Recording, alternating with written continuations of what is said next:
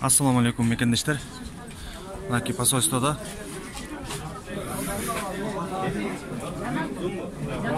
бүгүн кишилер өтө көп. Мекенибизге кайдыгер эмес жарандар келип, консулдук учеттон өтөбүз деп бул жерден аябай чоң түртүшкө душар болуп турган кезибиз. Жо, бланканы, жөнөкөй бланка, пустой бланканы мектен берсе болбойбу? Олар да столусуна жаза жатпайбы? Очередтин көптүгүнөн уже бул жерде кыйкырыш, уруш, талаш дагы болуп кетип атат. Только түпкүнчүгүнө бирөө керек болот.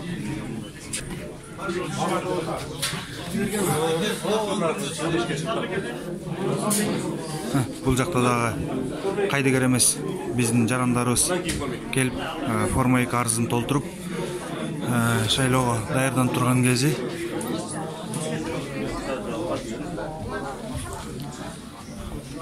Консулствого келип, урматтуу Кыргызстан жарандары, форма 2 арызын толтуруп, сиздер дагы консулдук учеттон өтүп коюңуздар.